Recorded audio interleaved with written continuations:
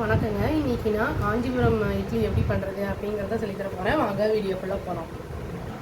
அதாவது ஒரு கப்பு வந்து நம்ம இட்லி அரிசி எடுத்திருக்கேன், ஒரு கப்பு வந்து பச்சரிசி எடுத்திருக்கேன், அதாவது ஈக்குவல் குவான்டிட்டியில். அப்புறம் அதே கப்பில் வந்து ஒரு கப்பு உளுந்தம்பருப்பு எடுத்திருக்கேங்க, அதாவது 1:1:1 அப்படிங்கிற ரேஷியோவில் எடுத்திருக்கேன். கல்லுப்பு தேவையான அளவு எடுத்திருக்கேன். அப்புறம் சுக்கு பொடி எடுத்திருக்கேன், கொஞ்சம் சுக்கு இல்லை அதனால சுக்கு பொடியாக எடுத்துட்டேன் நான். பெருங்காயம் தேவையான அளவு, அப்புறம் கருவேப்பிலை, மிளகு சீரகம், மிளகை வந்து 1-2 வந்து அரைச்சி, அப்புறம் சீரகம் அதையும் எடுத்திருக்கேன். நல்லெண்ணெய், அப்புறம் வந்து நெய், இது ரெண்டும் வந்து ஈக்குவலாக எடுத்திருக்கேன் நான். இப்போ வந்து என்ன பண்ணலாம் அப்படிங்கிறத வந்து பார்க்கலாம். இந்த அரிசி எடுத்திருக்கேன்னு சொன்னேன் இல்லைங்களா, இட்லி அரிசியும் புழுங்க அரிசியும், அதை வந்து நான் ஓவர் நைட் ஊற வச்சுருக்கேன். அதான் 8 hours ஊற வச்சுருக்கேன் நான். நேற்றே ஊற வச்சிட்டேன். அப்புறம் வந்து இது உளுத்தம்பருப்பு வந்து இப்போ அரைக்க போகிறேன். ஒரு அரை மணி நேரம் முன்னாடி உளுத்தம்பருப்பை வந்து ஊற வச்சு நல்லா ஊறி இருக்காது. இப்போ ரெண்டுத்தையும் நல்லா வந்து அரைச்சிடலாம். ரொம்ப நைஸாக இல்லாமல் லேசாக பரபரன்னு அரைக்கணும். அரிசியை அரைச்சிட்டேங்க. இப்போ உளுத்தம்பருப்பையும் நான் அரைச்சிட்டேன், மிக்சியிலேயே அரைச்சிருக்கேன் நான். பாருங்கள், ரொம்ப வந்து நான் குவான்டிட்டி ஈக்குவலாக போடுறதுனால இது நல்லா ஸ்பாஞ்சியாக தான் இருக்கும். ஃபர்மெண்ட் ஆகணும், ஆனால் அதுக்கு தான் சீக்கிரமே அரைச்சி போடணும். மிக்ஸ் பண்ணிடலாம்.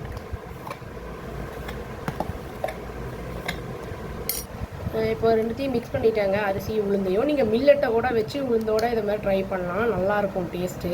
அப்புறம் வந்து மித்த இன்க்ரீடியன்ட்ஸ் எண்ணெய், அப்புறம் வந்து எண்ணெய் நெய்யை தவிர மீது எல்லா பொருளையும் ஆட் பண்ணிடலாம். இல்லை உப்பு, சுக்கு பொடி, மிளகு, சீரகம், கருவேப்பிலை, பெருங்காயம் எல்லாத்தையும் 1 by 1 ஆட் பண்ணிடலாம். ஆட் பண்ணி நல்லா மிக்ஸ் பண்ணணும், அப்போ தான் ஈவனாக பிளெண்ட் ஆகும்.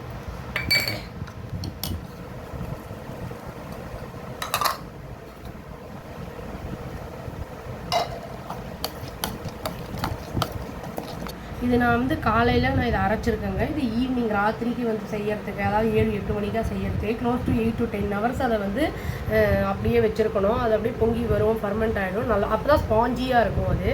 அப்புறம் வந்து அடுத்து என்ன பண்ணுறதுன்னு பார்க்கலாம், அது வரைக்கும் வெயிட் பண்ணலாம். காலையில் அரைச்ச மாவுங்க இது.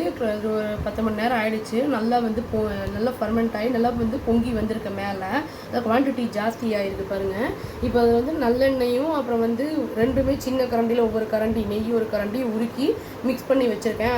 அதை மாவில் வந்து மிக்ஸ் பண்ணிடலாம். மொத்தமாக வேணும்னாலும் இந்த இட்லி பண்ணிக்கலாம், இல்லாட்டி நம்ம மாவு வந்து கொஞ்சமாக போட்டு கூட இதை பண்ணிக்கலாம். நல்லா மிக்ஸ் பண்ணணும் ஈவனாக. வாசனையே ரொம்ப நல்லாயிருக்கும். இது டைஜஷனுக்கு, வயிற்று புண்ணுக்கெல்லாம் நல்லது. நல்லெண்ணெய் இருக்குது, மிளகு, சீரகம் அதெல்லாம் ரொம்ப நல்லது. எல்லாமே ஹெல்த்தியாக ஸ்டீம்டு ஃபுட்டு தான், ஹெல்த்துக்கு ரொம்ப நல்லது இது ஆக்சுவலி.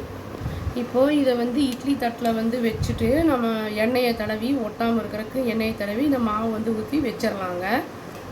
அவ்வளோதாங்க, வச்சாச்சு. இப்போ இட்லி குக்கரில் வச்சிட்டேன். ஒரு 10 to 15 minutes ஆவிலேயே வேகட்டும், அதுக்கப்புறம் எடுத்துக்கலாம். ஹெல்த்தியான டேஸ்டியான காஞ்சிபுரம் இட்லி ரெடி ஆகிடுச்சு.